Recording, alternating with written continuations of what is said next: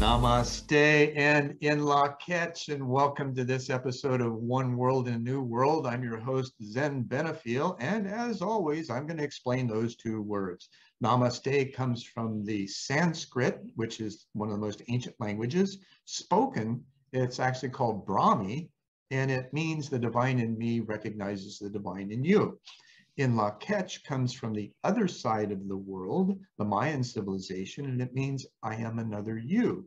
So imagine if you held those two thoughts in the core of your being when you greet each other on the street, wherever you are, and just in that attitude, your life will change. And I challenge you to test it. Don't believe me, because it's not going to work if you don't test it, right? So that being said, have fun. All right, so this week's guest is John McDonald, and he hails from the other side of the world to me, from England.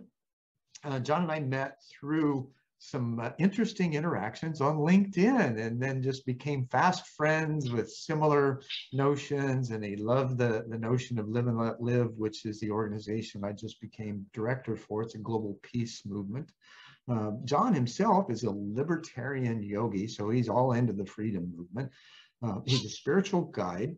He helps people access their inner peace.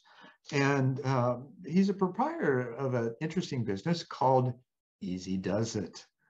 And so that's a brief scenario of John. He's also graduated with honors from the University of Aberdeen with a Master of Arts in Psychology. So this is going to be a really interesting conversation, I can tell. John, welcome to the show. Thank you very much indeed, Zen, for having me and for the lovely introduction. I hope it'll be interesting for our dear viewer. Let's do our best. I should probably say before I say very much more that, I am a typical introvert who really prefers listening to speaking and considers himself better at listening than speaking. However, there's a snag, Zen, be warned. Whenever you get me started, you will have the devil of a job to get me stopped. So please do, when I'm going on being too long-winded, just interject. That's good. And I'm good at that. I'm great at asking questions, and I'm also great at creating segues into the next phase. So speaking of the next phase, let's look at, typically I generally explore backgrounds and how people such as yourself have found that inner voice, the inner guide, the thing that connects us to all that is, and each has a different time frame of which that occurred. Could be young, could be teenage, could be later in life. When did yours happen, and how did it happen? Well, it's a long story, of course. I mean, I have turned 67. Here we go. How's it going to be anything else? But, as a very young boy, I kind of always felt kind of in this world, but not of it. But really, the better answer, the more sort of illuminating answer to your question is that to make sense of my, crazy curriculum vitae, which starts off with really quite a meteoric corporate rise and is followed by a plummet down into destitute homelessness, and then is followed by a bit of a slow gradual ascent after that, albeit with some interesting ups and downs and twists and turns. The one thing that makes sense of it is to know that I'm a recovering alcoholic, and a recovering hardcore alcoholic at that. And so the answer to the question of what caused me to really, really ultimately go inward and find inner connection with divine source and inner peace is that, honestly, I had to be forced into it, dragged into it, kicking and screaming, really. Kind of typical is, your discussion, what you shared about, the corporate rise and then the abrupt fall and the destitution and at that place, that's where we start asking for help, right? Because at that place, before then, we figure we can do it all. We're the leader, the iron-fisted dictator of our lives, and we can do anything and everything that we need to do to make our lives whole. And the fact is that is just half the equation. And it was what I thought I was supposed to do. You know, my first career in management by objective companies, steeped in Western management by objectives, couldn't be more Western. I mean, offshore drilling industry, and the last 5 of the 10 years of it, Western Oceanic, part of the Western Company of North America, so called because they started in Western Texas. You don't get no more Western than that. Right. And so steeped in that, and it seemed like that's what you were supposed to do, and what you were rewarded for was to have management by objectives. So it's all about controlling anything that looks like it can possibly be controlled. And of course, that's a very egoic approach as well. And so I had forgotten my boyhood understanding that there was more to it all, really, and become really someone who operated from the ego with superficial pleasure, of course, but then with pleasure, there's always pain. You don't get one without the other. Yeah. Absolutely. And when we have this, like you were saying, this programming, right? And most of it's industrial age programming, where it's competition, it's resource-based, it's time management, it's budget management, is how can you get the most bang for the buck, and who are you competing with in order for your market share, right?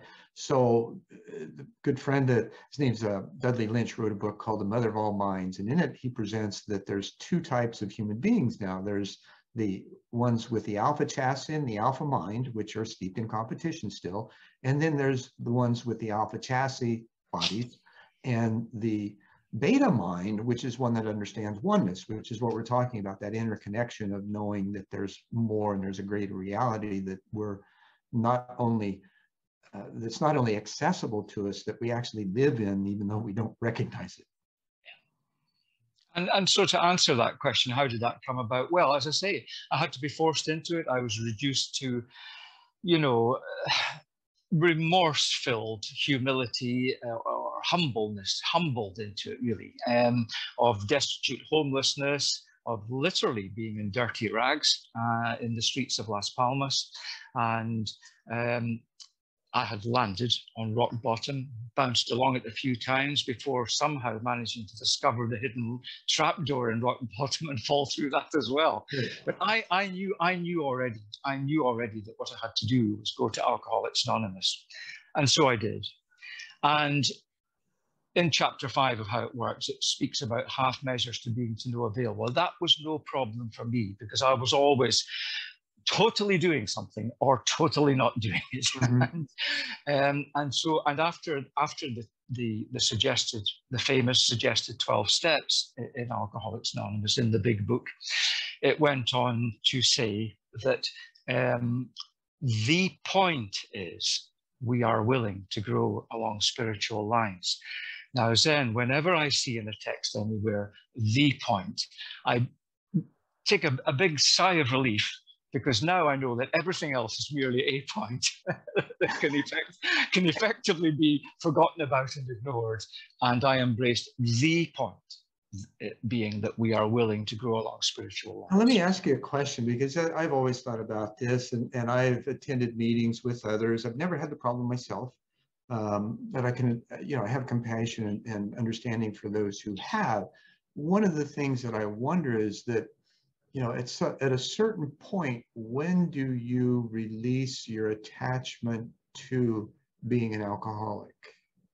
You're in recovery. Well, if you've gone through 10, 15, 20 years, then it would seem to me, by evidence of the life that you live, that you're recovered. And yet there's this unwillingness to accept that in your own consciousness by still telling yourself you're a recovering alcoholic. Yes. Now, why is that, do you think? Well, you, of all people that I know, would probably have one of the best answers. Well, I mean, yes, I'm more than 28 years teetotal, and people will often say to me, well, what do you mean recovering alcoholic? You're a recovered alcoholic, aren't you, surely? And it's 2 things, really, Zen, I would say.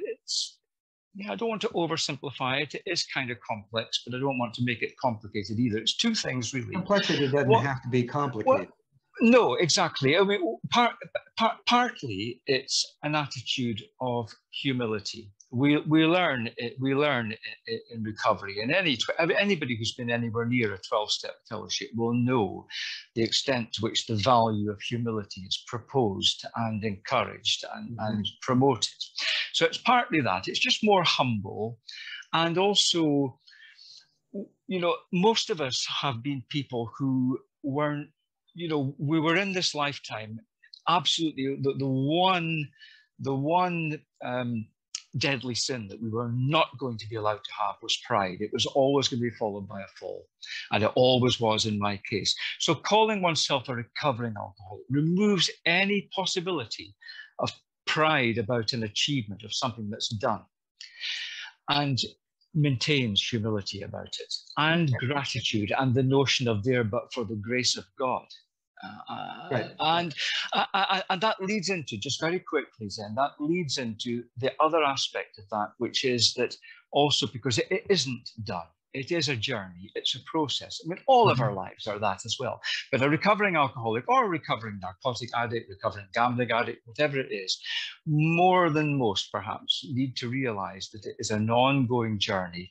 You know, that Rome was not built in a day, but it does get built one day at a time. But there's always more to do. It can always be enhanced. And so it's a journey, not a destination. And humility is the greatest part of that. And it doesn't matter whether you hit bottom as an alcoholic or whatever traumatic event that you have in your life that bottoms you out, in order for you to become humble and start asking questions and acquiescing to the answers that come, and then following those directions.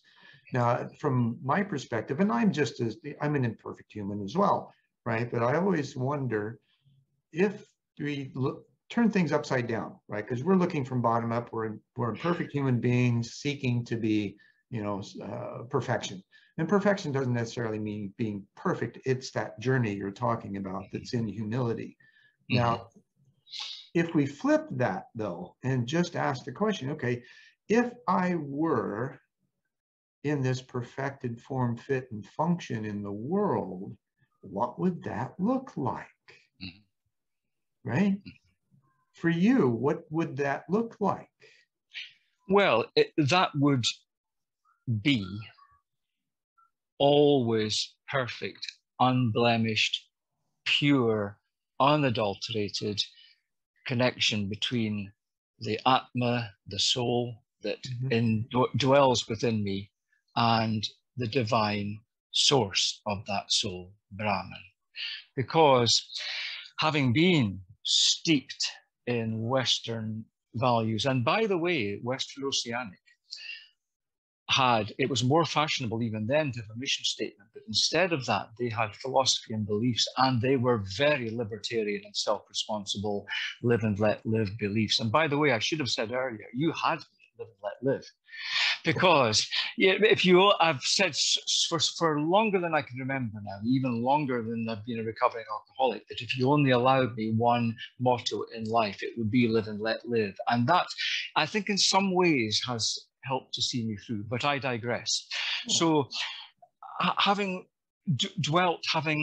sat with this willingness to go along spiritual lines for a while, it was Eastern philosophy that called to me in the form of Sanatana Dharma and Buddhism and Taoism and so on. And this was what really spoke in a not necessarily detailed, wonderful, beautiful scriptures like the Bhagavad Gita, the Upanishads, and so on.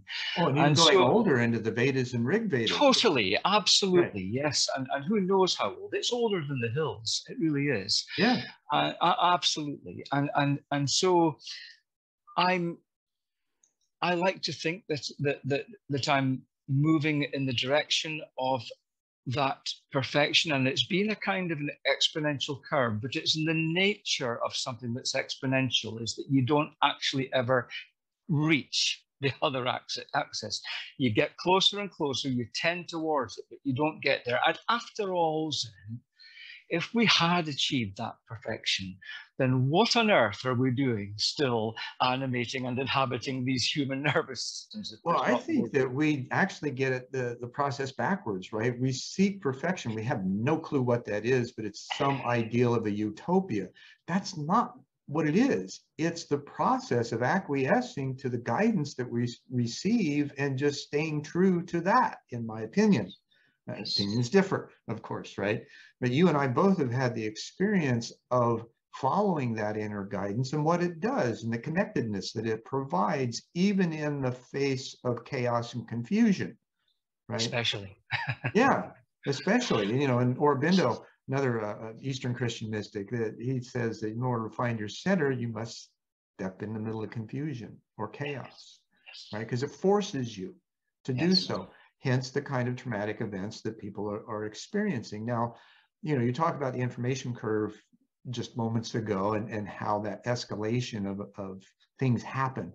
Now, I find it interesting that even, you know, on one level, there's this whole school of thought about how we progressed and we're moving from the Piscean age to the Aquarian age, and that going up to the apex, which was the solstice of 2012, that there was this escalation of consciousness and awareness, and it pretty much paralleled the information curve.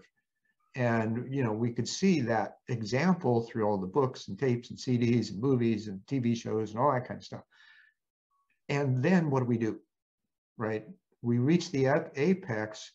So we've got this awareness, we've got this consciousness. That's an internal thing. Well, we live half inside and half outside. How do we turn that inside out? And so what happens is that we bring that awareness, we carry it with us everywhere, right? We don't leave it at home. It's who we are. So that affects everything around us. And what it's done for those people who've tuned in at that time is it's escalated the things that are awry in the world to the surface so that everybody can see it. And I think culminated in the pandemic, right? We finally got this, okay, the narrative was telling us to be afraid of each other and the self, you know, obsession on self-hygiene, sequestration, and all that kind of stuff. And then afterwards, it's like, wait a minute, this doesn't feel right. What feels right is loving each other, of connecting with each other, of working with each other, of finding that commonality, if you will, with each other. And like your statement of, you know, if you had the one thing that guided your life, it was live and let live. Well, that's a reframing of an ancient awareness, right? So that's coming back too. And so we're having this recycling thing. And in your work, how do you see that reflected in the activities that you now have engaged, having gone through what you did and then re-entering the world in a different way? Mm-hmm.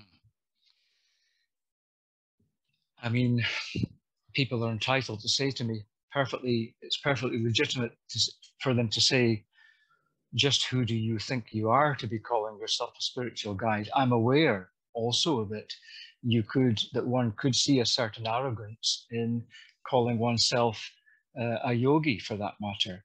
That said, when you know yourself that your predominant experience is one of fundamental well-being and inner peace and unconditional happiness, no matter what's going on or not going on, and you know that that's stable and has been around for quite a while now, and you know how you got here, mm-hmm. and you know lots of other ways, or well researched about lots of other ways to get here, then it's maybe and there have been well more than 10,000 hours of yogic sadhana and devoted compliance with the 10 commandments of yoga in the other 22 or 23 hours of the day. You know, they do say 10,000 hours is equal to expertise, don't they? But still, right. It's a legitimate question. Who do you? I knew a guy that had to do 10,000 prostrations in order to be qualified to go to a spiritual retreat. Uh-huh. And that's an amazing number of prostrations, right? Yes, it is. Discipline. That's what it evokes. Yes, one becomes a self-disciple. and a disciple of the divine source, directly yoked directly with the divine source. And that said, though, it's a perfectly distant question: who do you think you are? And I stopped myself from offering to serve as a spiritual guide for the longest time, until I could just no longer ignore the strong calling, albeit that it famously many are called and few are chosen. So I'm not attached to it. I think it's few choose, not few are chosen, because we're all called. You've corrected me about that before. So yes, well, again, those are things. Those are you're right. Sayings that we've heard, that we've taken in, that we've allowed to become present, and they're not quite. They're just a little off center still. Yeah. And being able to recognize those, and I guess that's one of my gifts, is I'm highly attentive to things that don't feel congruent. Yeah. Right. And, very insightful. Yes. Well, and like you know, it took years to develop, and man, the trials and tribulations of articulating those things in the wrong places, or the right places with the people that just weren't ready to hear it. You know, that creates a lot of disturbance and denial and rejection and all that kind of stuff. And it's okay, right? For a long time, I took it personally, and it's like, well, okay, wait a minute, I love me, and you know, who am I, right? Well, I am, and the rest. You love your true self, and how could you not love your true self? I mean, this is part of my ultimate answer to the question: who do you think you are? I mean, that my answer is, well, the absolute truth is, I don't merely think, Zen. I absolutely know that I'm nobody to be calling myself anything, and no mind. I am the owner of a body and the owner of a mind, and as such, I'm the master, and the body and mind are my servants. And you're the steward. Yes, I am infinite. I am eternal. I am an individuation of holy love, and so are you. We both are that equally, and so are you, dear viewer, our listener. But equally, no less, no more. And of course, all of us, no one of us is all of that, of course, but we are part and parcel of that, comparable to the way in which waves are part and parcel of the ocean. Sure. Inseparable. This is the sense in which we are all one with everything. Now, this is the answer your soul understands.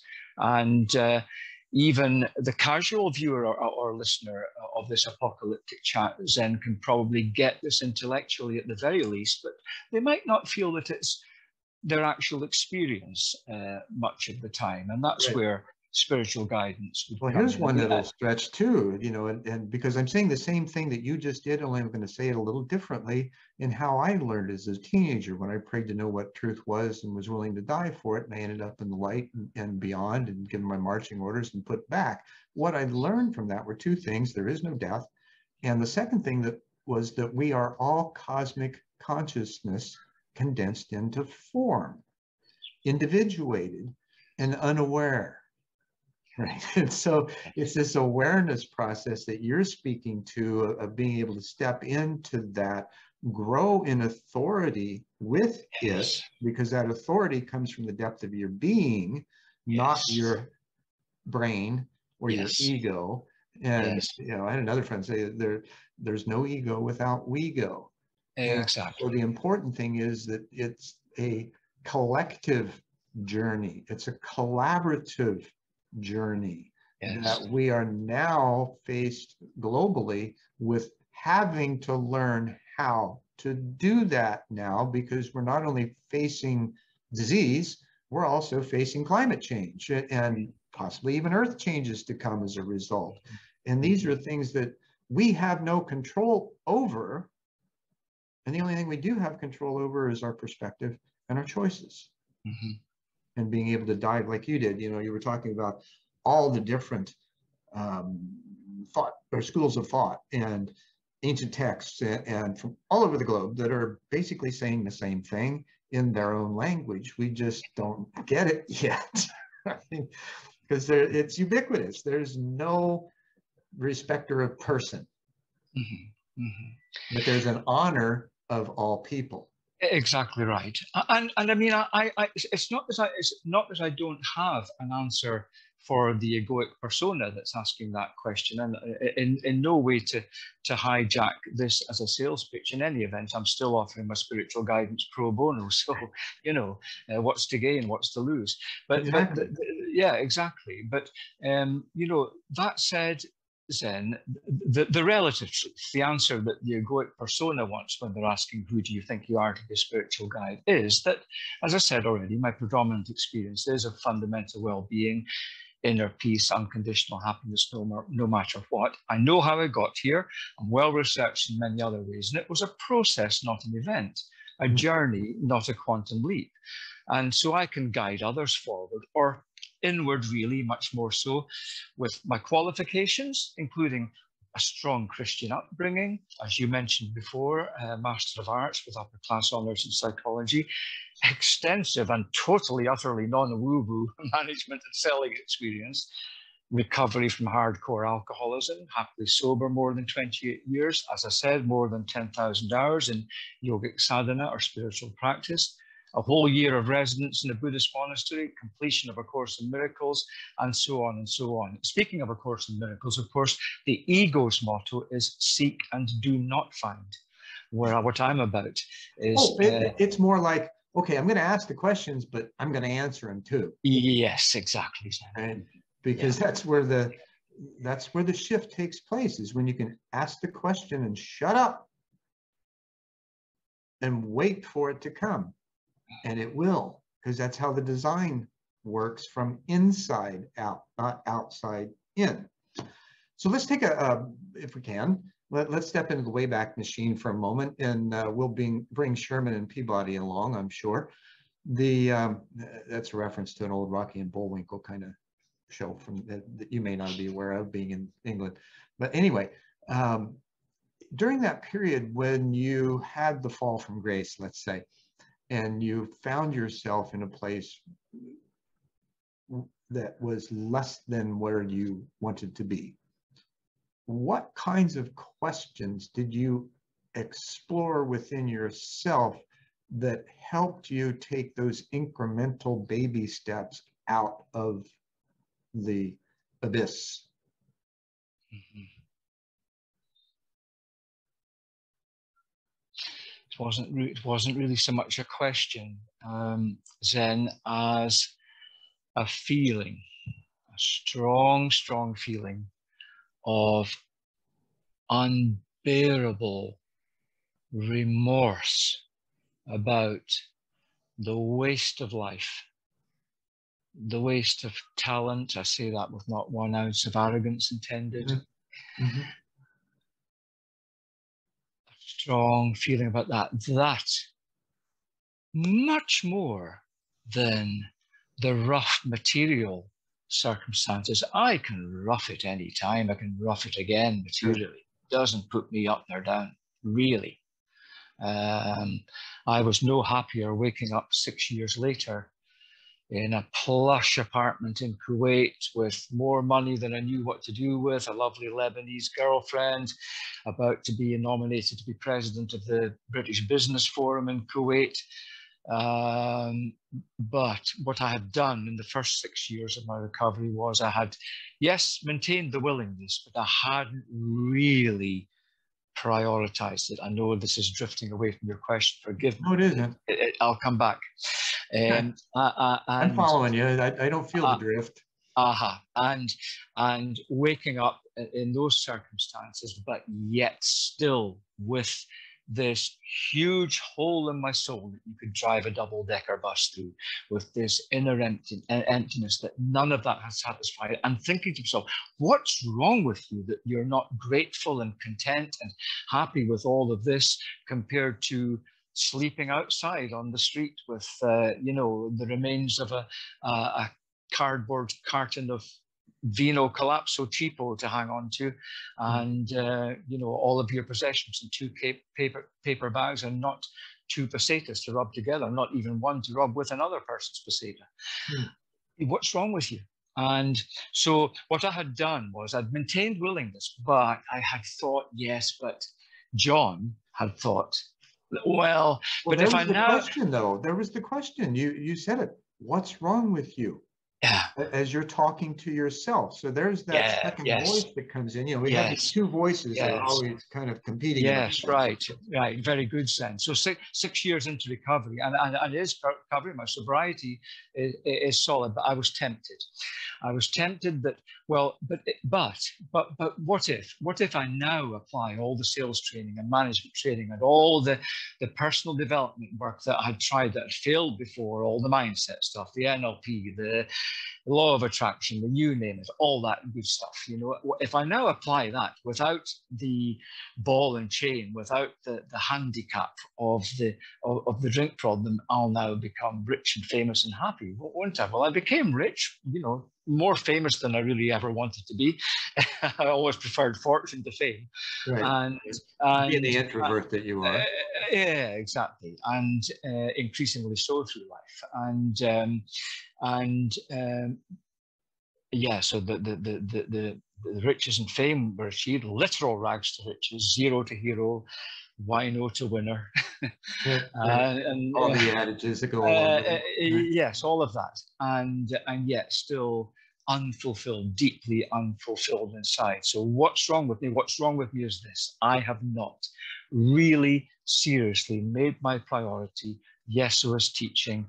Seek first the kingdom of heaven within, and all these other things will be added unto you. Well, so in a sense, and not to be egoic about it either, you'd lost you as priority. Yes, right? in a way. And the feeling, you know, that I'm going to go back to the indigenous traditions and the philosophy that they have of three brains, right? The gut, the head, and the heart and the head. And we process generally from the head down. Most of us live from the shoulders up. So the body is just inconsequential. We don't know anything about it. And even though it's an instrument that we haven't learned how to tune, let alone how to play in concert with others. Now, one of the things that I believe to be true, and from my experience, it is that first inkling that you spoke about, the feeling, that's a gut level feeling of angst, of disconnection, right? Of just longing for something that feels at least slightly connected to others in the world, let alone yourself, right? And we all, I think, maybe not all, majority of those who find that path have to go through that process, because it seems like a prescriptive path, right? Where we don't realize that we can skip all those just by being in the present moment, right? And feel that connection.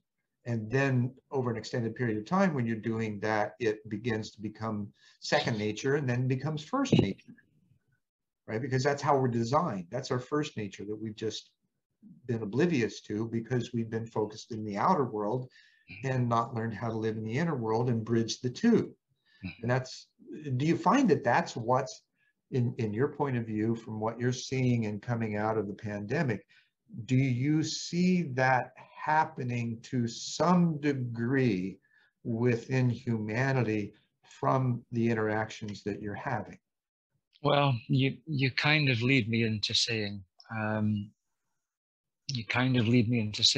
Zen, something that I suppose I need to say, to have been authentic with you this evening. It's my evening, I guess it's daytime with yourself.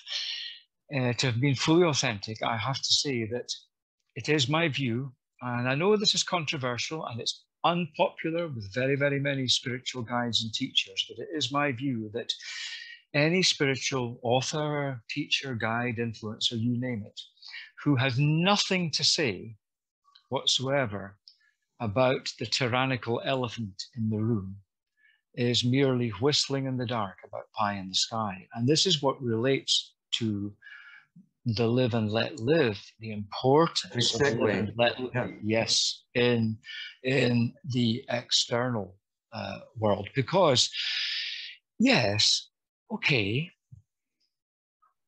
it's fair enough to say, I mean, let me backtrack. The teaching, the real the full teaching is, thy will be done on earth as it is in heaven. And that's what any spiritual guide or anybody purporting to be anything of that nature ought to be teaching, and or its equivalents across all of the major wisdom traditions, such as Islam, which can be translated as submission to the will of Allah, or step 3 in the famous 12-step spiritual program of recovery that I've spoken about, which says, we made a decision to turn our will and our lives over to the care of God as we understood him. And of course, that God being the same one and only Allah, Brahman, God that gave each one of us free will to multiply and have dominion over the earth, Zen. Now we've misunderstood that phrase. Yes, we have. Dominion over the earth. We thought that we could control, right, rather than be stewards of. Right. And this is where we've missed this understanding of the nature of our being and how it is also part and parcel to nature as a whole. Yes. Right? There's all of these reflected patterns. We don't even recognize that our bodies are completely of the earth, right? We get all the nutrients and things like, well, wait a minute, here, we call her Mother Earth, but we don't realize just how much so she is, right? And the same thing with Father Sky. You know, this is where that intelligence, that cosmic consciousness, that awareness that connects the dots of the physical incarnation and the energy that then consciousness interacts with the physical world in order to help us co-create the things that we are designed to do. Yes. Yes, very good, Zen, very good. And so I go on to say, so now, beware the Neo-Advaitin non-dual purists, who, for their teaching very often is, actually what it amounts to is, I'm all right, Jack, in my non-dual and nihilistic equanimity, and the world can go to hell in a handcart because it's all just an illusion anyway, and none of it matters. Now, there is truth in that. It might even in an absolute sense be nothing but the truth. However, then, it's most certainly not the whole truth, because after all, must not the whole truth include the relative, the outer manifestation of the inner cause, the fruit which identifies the seed, the fruit by which we know the seed? And so that's where I say, yes, non-dual awareness, great. I have twice now pulled myself back from, from what a few years ago. Look, we're going to have all of eternity for Buddhahood. What the world needs more than ever are bodhisattvas. And a few years ago, I was falling into this non-dual awareness, and I could sense, though, on some level, that it was going to be dysfunctional. Mm-hmm. And mind you, it was going to be a dysfunctionality with no suffering whatsoever, sitting on a park bench for years, maybe, with no suffering about it. But what a waste. What's the point in that? And then more recently, in March 2020, because I had taken my eye off the ball, if I had been paying attention, because I've known about the totalitarian tiptoe that's been going on for decades. Yeah. If I'd been paying attention, none dare call it conspiracy, that was written back in the mid-70s, is one of the books that I read about it.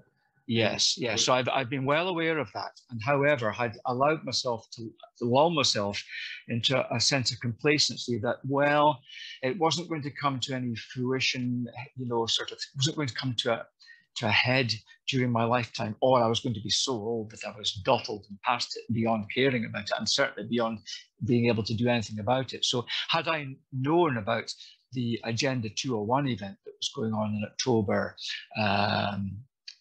19, I would have known what was coming and be ready for it. So I was caught flat-footed a little bit in March 2020, but it only took me about a fortnight. And so then again, I was tending towards the non-dual, all's well, always has been well, always will be well, which is ultimately in the broadest context true, but there's another smaller context that exists within that also has to be dealt with, or what are we here for?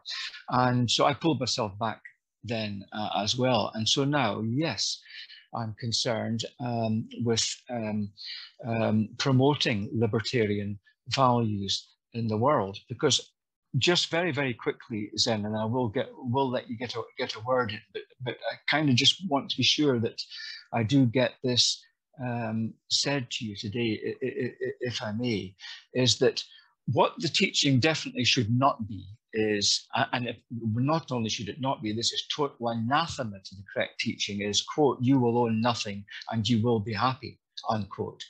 Now, listen, and this is, you know, this is the arrogant and blatantly open teaching of Klaus Schwab these days, you know, the Führer of the World Enslavement Forum. Right. A man who was rejected by the casting agency for insanely evil bond billings on account of being too far-fetched, right? And when he says you will own nothing, he does mean nothing, including that you will not even own your body. Whereas we know from Corinthians that you surely know that your body is a temple where the Holy Spirit lives. The Spirit is in you and is a gift from God. And God help us then, his chief advisor, Yuval Noah Harari, he's on audio-visual record in speeches and interviews alleging that humans are merely, quote, hackable animals, unquote, no soul. And when you ask him about free will, oh, that's over now. And you'll be happy? No, I'll tell you what you'll be. You'll be nano-surveilled, nano-controlled, and live in abject apathy, sedated like some extremely psychiatric patient, with your soul, if it hasn't managed to escape yet, crying out from its solitary confinement. You know, too, in my opinion, I totally hear what you're saying. I've seen it progress. I've also, you know, in March of 2020, when we went on lockdown here, I turned to my wife, Luba, and I said, you know, I really hope that this obsession and self-hygiene and self-frustration will get people to turn inward. And that's the ultimate result of any kind of behavioral mod, right? Yes. And you know that from your degree in psychology, that's what is. It's undeniable. So I don't think this was really thought through by those who wanted to attempt to move their agenda forward. And now they're getting a lot of blowback from that. There's an awareness that's raising. There's these massive number of people that are coming together in all kinds of different ways. But like you said, let's go back to the elephant in the room, right? How does that all happen? Well, we've got laws that allow it. We've got legislation that allow aggression. And this is back to the live and let live. You know, the legal principle of that philosophy is that no aggression. We don't need it. It's unnecessary from government down to the individual. And if you're an aggressor, then you're really not living true to yourself.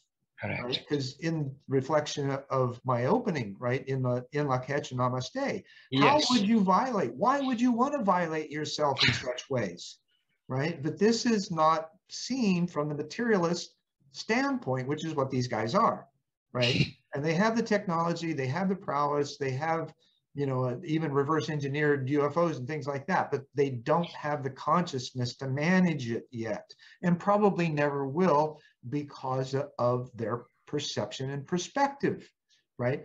So they aren't evolving. So we can see that this too shall pass. These guys will die off. Yes, yes. Right? This agenda people are waking up to, and they're making efforts to move beyond that. And with the Live and Let Live global peace movement, one thing that we want to do over time is address those laws and the legislators that are allowing these things. Even in America, the Republicans and Democrats, they support aggression for their own agendas in their own ways, but they still support aggression. Actually, though, and I think it's just about uniquely then in the United States of America, yes, there may be statutory laws, but actually those laws are themselves unlawful because you do have a written constitution and a Bill of Rights with all of its amendments. And we've had no constitutional convention forever. Right. There is one. They're being called. Hawaii actually has their own constitution, and they've called for constitutional convention. So things may yes. happen there. I even read the constitution or the preamble for California's constitution. It basically restates what live and let live is all about. Yes. Right? Every one of these documents in their conception and their prescriptive ideals, right? Yes. This is what they're pointed to. Yet, because of the capacity for people to gain power and control through their own volitional activity, it's Zen, the constitution of the civilized universe can be very, very easily stated with just 3 articles. Article 1, no person, group of persons, or government may initiate force, threat of force, or fraud against any aggression, right? Or fraud against any individual's self or property. Article 2, force may be morally and legally used only in self-defense against those who violate Article 1. Article 3, no exceptions shall exist for Articles 1 and 2. Perfect. And agreed. Now, how do we, this is the process that we're learning how to live, because we haven't yet. And so for me, as executive director, I have to look at all these things. How do we apply this? How do we make the chapter meeting, the chapter leadership, and the membership feel safe and intelligent enough to learn how to work together and then apply these things as we move forward? It's take time. Let me give you my tuppence worth, because you went into it. And I think I was guilty of interrupting you and taking you away from it. You were making the point, not and it certainly wasn't in my words, but you were making the point that I love to make. One of my favorite sayings from the self-development, self-improvement literature, which I still carry with me, is from the wonderful W. Clement Stone, who was a self-made billionaire when a billion was a lot of money, and lived to be more than 100 years old and had literally a hard paper round. And he wrote, every adversity contains within it the seed of an equivalent or greater benefit. And you're right. What the Great Reset crowd didn't reckon on or foresee, and they're getting desperate now. This is the panic to accelerate it more and more. What they didn't see was that people would find the seed of equivalent or greater benefit. And the seed of equivalent or greater benefit is that lets us accelerate our great awakening. Well, and they mispronounced the R. Right? They did. It's the great we set. Yes, I know you say that. I like it. Let's have that weevolution. We are having that weevolution.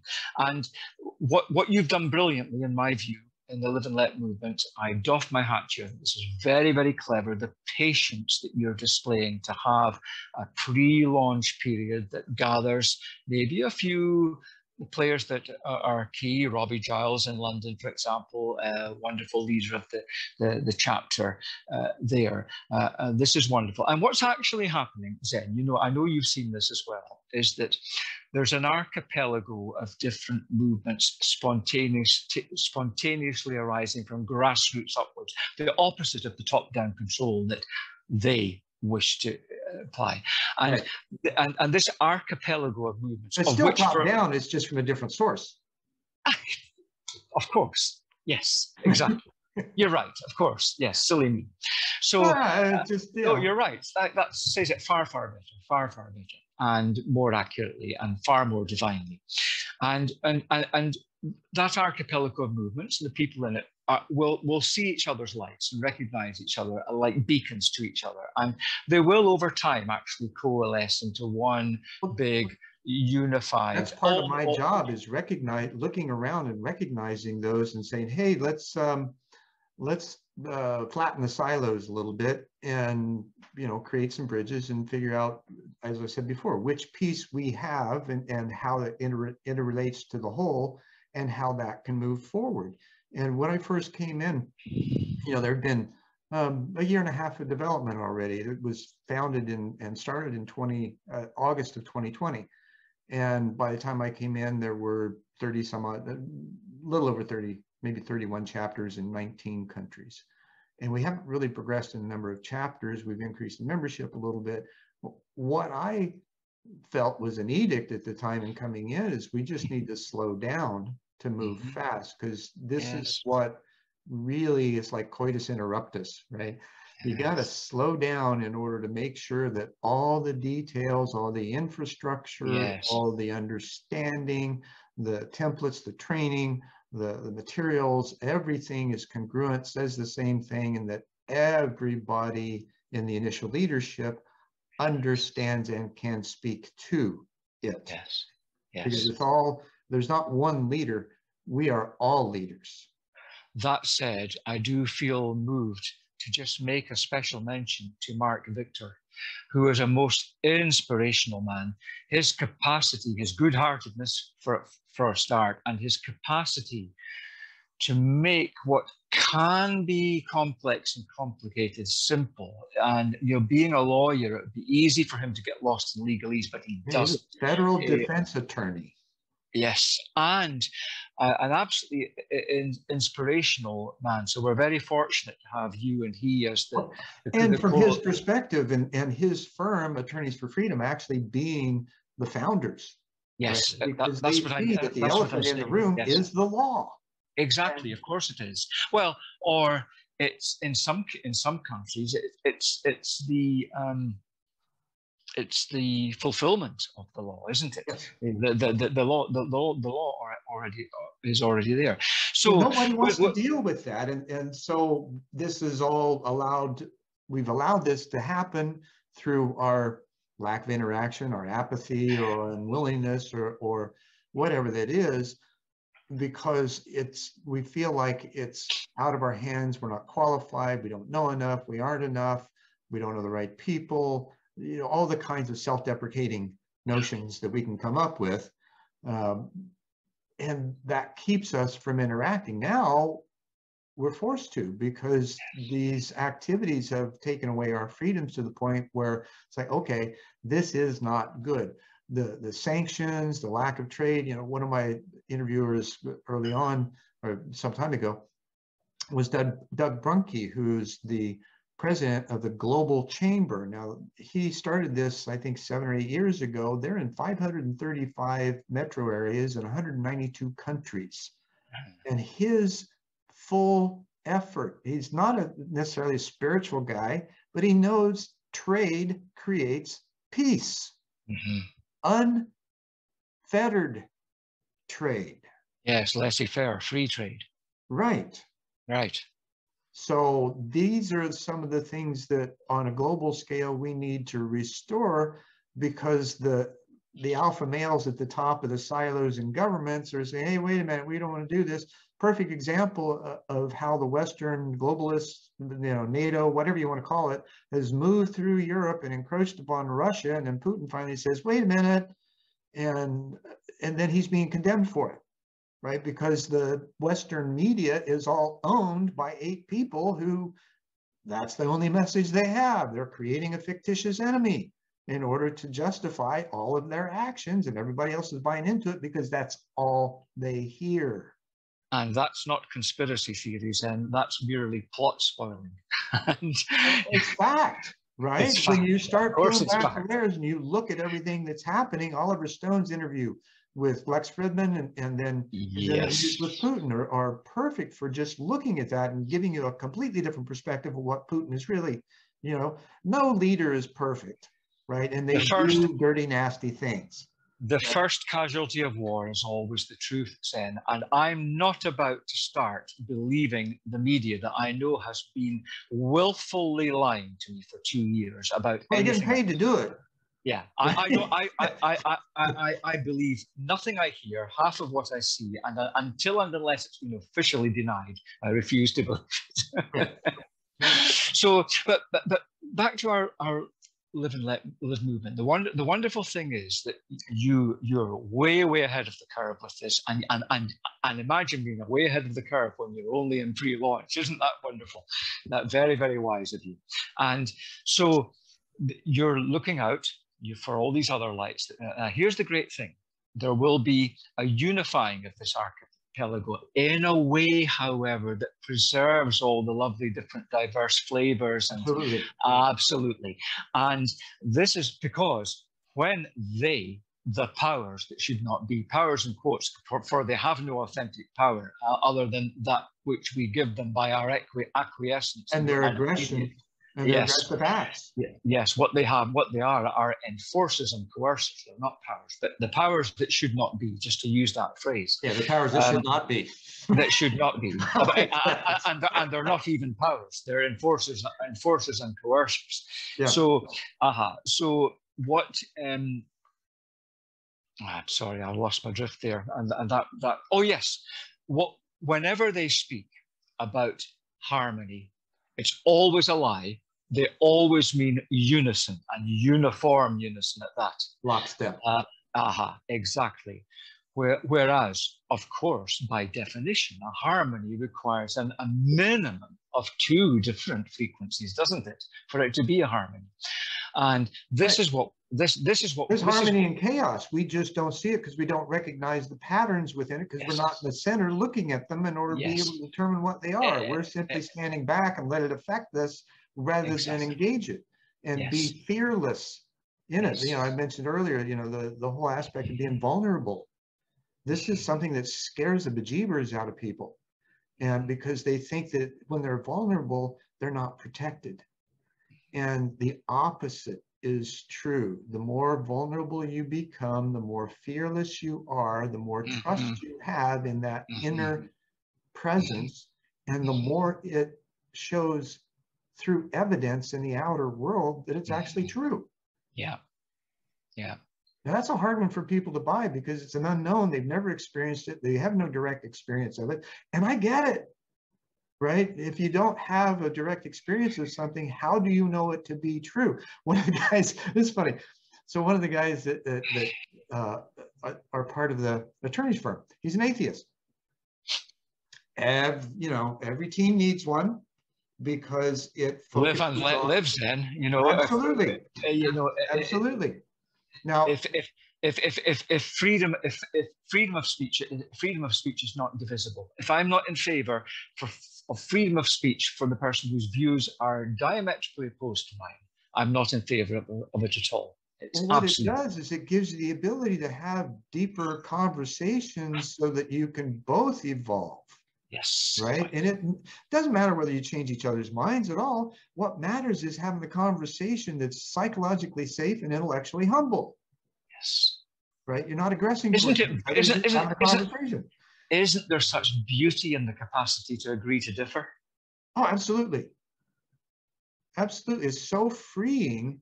And it really, as you get, and it lets you get to know each other more intimately. Yes. And so you understand each other from different perspectives, even though it may not be your own.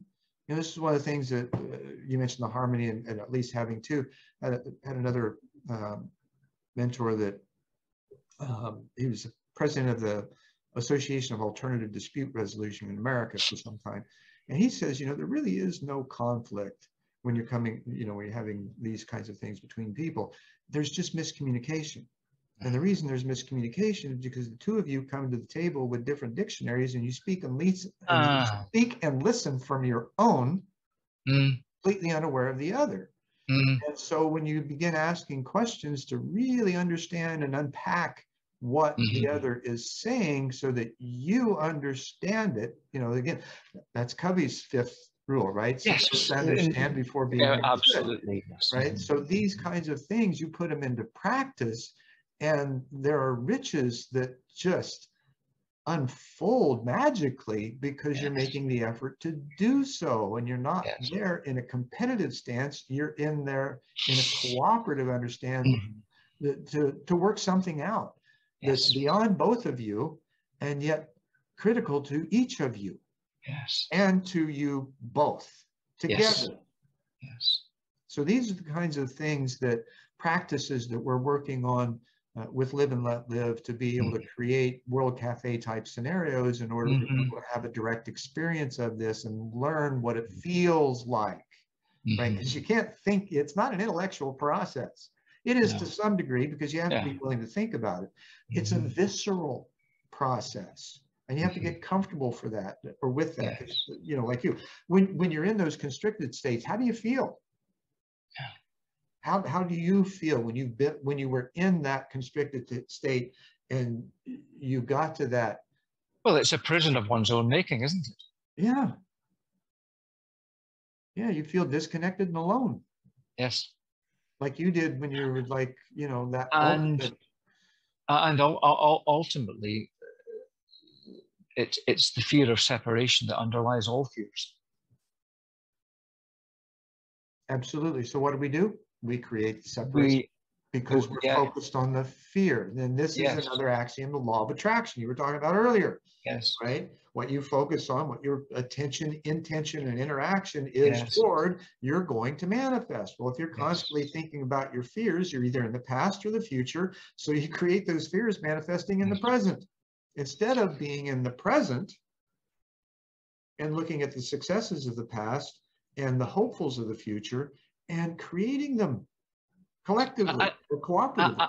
And also, Zen, I think it's maybe, I'm sorry, I know you haven't asked me this, but I think it's maybe just worth mentioning as well. And I'm sorry this isn't direct. So ask yourself the question, John. What is the question? Well, I just wanted to say that, you know, we shouldn't lose sight of the fact of, because somebody might thinking, well, you've been saying earlier that we're all one and all of this. So how can there be individual rights in the world? Well, it's because, going back to this idea, not an idea, it's a fact. I'm just going to say it straight out. It's a fact that we are created as individuations of that one. Exactly. Yes, all connected. However, individuations having free will as well. So it's the you know, we won't go far on the journey of spiritual. Well, there's not really a paradox in that. It's like you were talking about the non-dualists that are, you know, kind of lost in this unanimity and yet not the individuation. Well, it's the individuation that's most important of that. That's where that cosmic consciousness individuates into our specific perfected form, fit, and function, again, that we're unaware of pretty much until we have that devastating event. We start looking for that deeper connection. And sometimes we find it, sometimes we don't, and sometimes it just takes multiple lifetimes in order for us to get there, right? So there's enough of us here at this point that have gotten there, perhaps, that we're able to look at this and reflect and say, yes, it is this, and it's Vedantic philosophy, right? There's this unit of consciousness that we are all part of, yet we are individuated specifically in order to perform certain activities in certain this dharma. We all have our dharma, which we are to discern, and that creates the diversity. And then having discerned that dharma, go all in to fulfill it to the best of our ability, while detaching from the outcome and dedicating actions to the divine. You could summarize chapter 3 of Bhagavad Gita, Sri Krishna's teaching of Arjuna of karma yoga. You could summarize it so. And that brings us back to the importance of the inalienability of what are self-evident rights of individuations, and the importance of that being upheld and defended. Right. And that brings us right back to the second side of live and let live, the moral principle of just simply to be a good human. Of course. That means many things to many people. However, what does it mean to you, to me, to the diversity, and how can we acquiesce to that part? And each of us are in different places, so it's going to be at all kinds of different levels, and we're going to see that reflected in not necessarily the existing what the existing systems are, because the constructs are perfect in just the way they are. What's not perfect is how they've been managed, right? So the interaction goes from the control and domination side of it to the support and acquiescing to having those systems serve us as they were intended to, rather than usurp our power in order to feed a few. Usurp is the word, yes. Right. So this is kind of the process that I see Mm-hmm. that we are in that will allow us to understand that, yes, we each individually have a piece of that puzzle. And yet, in that division of labor, that doesn't mean that we're going to necessarily change our vocations. No, it doesn't. It changes how we engage them. Yes. That's yes. the core. And regarding the moral aspect of live and let live as compared to the legal aspect, yes, people will have ever so many different ways in which they express that. However, they will all have in common some flavor of loving kindness, will they not? Absolutely. Yeah. Right. And ultimately, most of them will have some kind of volunteerism, right? Always voluntary, always voluntary. Yeah. Yes. I mean, voluntarism and libertarian are almost synonymous, and libertarianism are almost synonymous, really. And that gives us the ability to give of ourselves in order to Yes. get what we need. Yes, right? Yes. Always remembering that A Course in Miracles would remind us that actually giving and receiving are one and the same thing, just two sides of the one coin. Right. Yeah. And you have to initiate. What are you in control of? Well, you're in control of both. You're giving and you're receiving. Yes. Oftentimes we want to give, but we don't know how to receive. Yes. Because we've been taught that, oh, that's, and I don't know where that comes from. And I've had that situation. I'm sure you have as well, where it's like, oh my gosh, this is too much. I can't do, I can't have. Well, you can. It's being offered to you. Just shut up and receive it, right? Well, if we have a good upbringing, which I'm sure we both did, we're certainly taught to be modest, and that can somehow leak into a sense of unself-worthiness, which is not the same thing. It comes from a good place and ends up being a hindrance, really, rather than a help. Yeah, absolutely. It's subtle, but it's there. Well, isn't everything just subtle? Yes. Right. Yes. It's the subtle it's the subtle distinctions that are the most powerful. Right. My dad used to tell me, you take care of the little things, the big things will take care of themselves. Yeah. And I didn't realize just how profound that statement was. He was 32nd degree Mason. You mentioned about our upbringing, and he got me wanted to get me into the lodge, and I didn't go there, but I did go into DeMolay. And I was a master counselor at 15. The precepts that are taught in that are the same as in the lodge.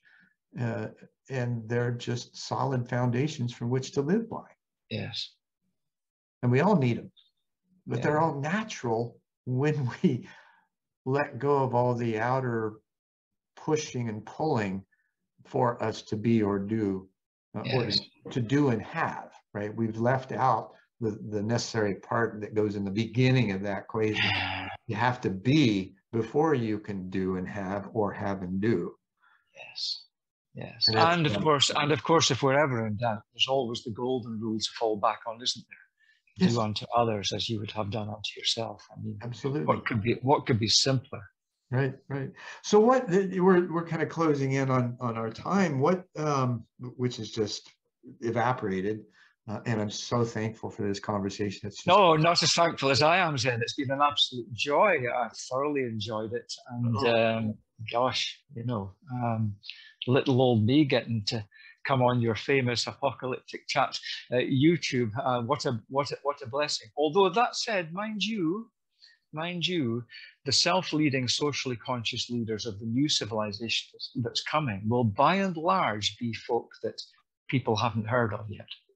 Yes, I agree. And part of I consider to be my job is to look for those people and pull them in and have conversations and at least get some exposure so they feel what it's like, right? And we have these open conversations and find out that, we really are saying the same thing. We have a little different language. We may come from different countries and cultures and things, but vive la différence. We don't. I don't want a civilized world is not a uniform world. It's a world that respects and enjoys and relishes all the differences of the genders, the skin colors, the languages, the cultures, the different dance, the different cuisine, the richness of it all. Absolutely. Variety is the spice of life, surely, is it? Absolutely, absolutely. So in closing, what if there was something that you could offer to our audience that would give them a tasty tidbit of transformation for their lives, what might that be? Well, okay. I mean, we could do a very, very short sort of 1-2 minute practice, if you like, because if it's something they can apply on a daily basis without well,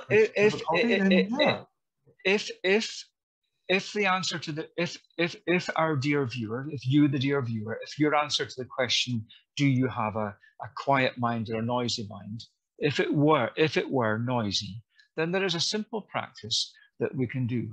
So if you'd like to close your eyes and kindly just watch your thoughts for 15 minutes or so, 15 seconds or so, forgive me, 15 seconds or so, without judging them, without pushing any away or bringing any forward. Just watch them and listen to them for 15 seconds.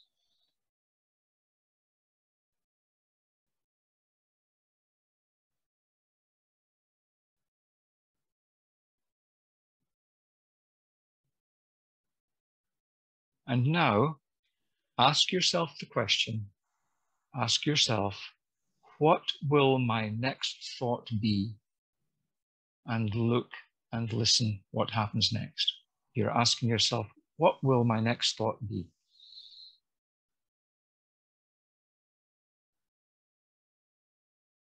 Great process, easily implemented. And it's just exquisite in the application, and it will give the viewers a visceral experience of it. And when the dear viewer sits with that question for about a minute, in about 80% of cases, if they went in with a noisy mind, they will notice. And we think, what, 70,000 thoughts a day? Yeah, I don't want to put words I don't want to put words in your mouth, dear viewer, but if you do that, take that and do that for a minute, you likely will notice a quieting of the mind and or a gap between asking the question and the next thought appearing. And this is profound because two things. One, it proves that the mind can be silenced. It's at least a possibility. It can be quietened. And there's much, much more we could do about that. And secondly, it proves that if it's possible, which you just did, for you to look and listen and be the observer of your mind, then you cannot be the mind that you might have thought you were. You are something which can observe that mind. So what is that? And if we could identify with that more and identify with the mind less, just a teaser, but that would be one way to move it. There's lots of ways, but that would be you're just a tease, John. But that would be one way to move into it. And that's one way to really get your tendrils tickled.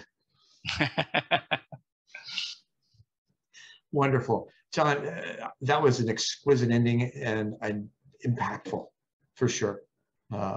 Thank you. Thank you. And thank you for the time. Thank you. Namaste and in Lak'ech. Namaste in Lak'ech. Thanks so much for sticking with us. I trust you've enjoyed our conversation and you'll be back for more. Until next time, I'm Zen Benefiel, and this has been One World in a New World, and I'll see you next time.